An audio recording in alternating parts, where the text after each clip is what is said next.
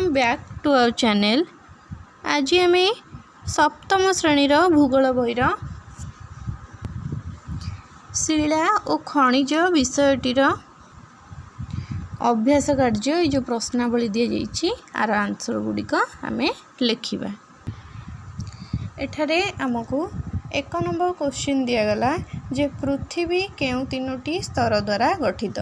ताले पृथ्वी केउं 3टी स्तर द्वारा गठित ना आंसर आम लिखि नबा जे पृथ्वी भूत्वक मांटाल बा मध्यमंडल और कोर बा केंद्रमंडल यही 3टी स्तर द्वारा गठित होइछि। नेक्स्ट 2 नंबर क्वेश्चन आमको आगला शिला कौन। ताले शिला कौन ना शिला आमर अति दरकारी पदार्थ खनिज पदार्थर मिश्रण रे सृष्टि शिला आमर सृष्टि होता है। शिला गुड़िकर रंग आकार और गठन भिन्न भिन्न होता है। 3 नंबर क्वेश्चन आमको आगला जे 3टी प्रकार शिलार नाम लिख। ताले पूर्व आम पढ़ी विषय रे जे 3 प्रकार शिलार नाम गुड़िक है कौन कौन ना आग्नेय शिला स्तरीभूत शिला आउ रूपांतरित शिला। 4 नंबर क्वेश्चन आमको आगला जे निस्रवज आग्नेय शिला किपरि सृष्टि होता है। ताले आंसर आम लिखा जे केतेक ज्वालामुखी अति उत्तप्त तथा तरल माग्मा भूपृष्ठ रे लाभा आकार रे जमा हुए। यह शीघ्र ठंडा और कठिन हो जाए।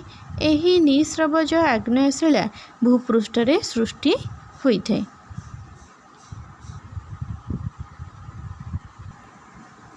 नेक्स्ट आमको 5 नंबर क्वेश्चन दिगला जे शिला चक्र कहले कौन बुझाए। ताले शिला चक्र कहले आम कौन बुझे ना आंसर लिखा प्रत्येक शिला अनुकूल परिस्थिति रे अन्य एक शिला रे परिणत होता है। यही परिवर्तन एक नियमित धारा रे होता है। यह कौन कहुए ना यह शिला चक्र कहुए। 6 नंबर क्वेश्चन दिगला जे शिला रे की प्रकार रही आमर जो शिला अच्छी से गुड़िक की प्रकार व्यवहार रही। ताले आंसर आम लिखा फास्ट पॉइंट रे जे कठिन शिला गुड़िक कौन होते हैं ना आमर रास्ता गृह तथा अन्यान्य निर्माण कार्य व्यवहार करा जाइथे। डबल आई आमर सेकेंड पॉइंट रे लिखा जे मंदिर आदि कारुकार्य स्थापत्य निर्माण करिबारे मध्य साहाय्य करथे कि ना ई शिला। तापर थर्ड पॉइंट रे लिखा जे गोड़ी बा बाली गरडा व्यवहार करी पिला माने विभिन्न प्रकार खेल खेली थांती। नेक्स्ट आमको एठारे 7 नंबर क्वेश्चन को आगला जे रूपांतरित शिला कौन। ताले रूपांतरित शिला कौन आम पूर्व पढ़ी लिखा से आंसर रे जे आग्नेय शिला छोट छोट खंड हुई निम्न भूमि रे जमा हुए। क्रमे यह अवक्षिप्त शिला रे परिणत हुए। उभय आग्नेय और अवक्षिप्त शिला अत्यधिक ताप और चापर प्रभाव रे रूपांतरित शिला रे परिणत होइथांती। ताले ये जो अवक्षिप्त शिला परिणत हुए ये आग्नेय अवक्षिप्त शिला रे कौन हुए ना जितेबाला अत्यधिक ताप आउ चाप पड़े सेतेबाला सेगुड़िक रूपांतरित शिला रे परिणत होइथांती। नेक्स्ट 2 नंबर क्वेश्चन आमको आगला कर दिगला जे अर्धतरल माग्मारू आमर माग्मारू क्यों शिला सृष्टि होता है।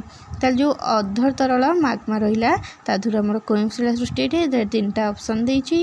गोटे है आग्नेय शिला अवक्षिप्त शिला रूपांतरित शिला। ताले आमर क्यों शिला सृष्टि होता है ना आम जानिले पूर्व रे जे आमर रूपांतरित शिला सृष्टि होता है। ताले आम रूपांतरित शिला रे ठीक चिन्ह मारिबा। नेक्स्ट 6 नंबर क्वेश्चन को आगला जे पृथ्वीर गभीरतम स्तर को कौन कहुए ना पृथ्वीर गभीरतम स्तर को आमर कौन कहुए ना आमर कोर कहुए पृथ्वीर गभीरतम स्तर को। नेक्स्ट 9 नंबर क्वेश्चन आमको आगला जे सुना पेट्रोलियम और कोयला कौन अटंती ना ये जो सुना पेट्रोलियम और कोयला एगुड़ी कौन अटंती ना एगुड़िक खनिज द्रव्य अटंती। यापर घ नंबर क्वेश्चन आमको आगला जे केउं शिला रे प्रायतः जीवाश्म न थाए। ताले केउं शिला रे जीवाश्म न थाए ना आमर अवक्षिप्त शिला रे जीवाश्म न थाए। नेक्स्ट 1 नंबर क्वेश्चन को आगला जे केउं स्तरटी पृथ्वीर सबुठारु पतला स्तर अटे। ताले केउं स्तरटी सबुठारु पतला स्तर ना आम लिखा कर लिखा कौन ना भूत्वक भूत्वक स्तरटी आमर कौन अटे ना सबुठारु पतला स्तर अटे। नेक्स्ट 3 नंबर आमको आगला जे स्तंभ मिलन करिया दि जाइए जे क स्तंभ ख स्तंभ आम लिखि नबा। ताले आम आंसर एठारे एकाथरे लिखि नबा कोर कोर कौन हम ना सबुठारु गभीरतम स्तर ताले कोर क्या कहवा आम ना सबुठारु गभीरतम स्तर को आम कोर कहीता। तापर खनिज द्रव्य कौन ना निर्दिष्ट रासायनिक गठन थाए ताले खनिज द्रव्य गुड़िकर कौन है ना निर्दिष्ट रासायनिक गठन थाए। शिला हूँ कौन ना रास्ता गृह निर्माण रे आमर व्यवहृत होता है। कर्दम हूँ कौन ना स्लेट रे परिणत हुए। सियाल हूँ कौन ना सिलिकॉन आउ एल्युमिनियम रे गठित होता है। ये जो सियाल ये सियालटी कौन ना सिलिकॉन आउ एल्युमिनियम मिसला पर आमर सियाल गठित होता है। ताले पिला माने तुम मानकर आज यही विषयटीर क्वेश्चन आंसर समाप्त हो गला। नेक्स्ट क्लास को आम आउ एक विषय सहित देखा।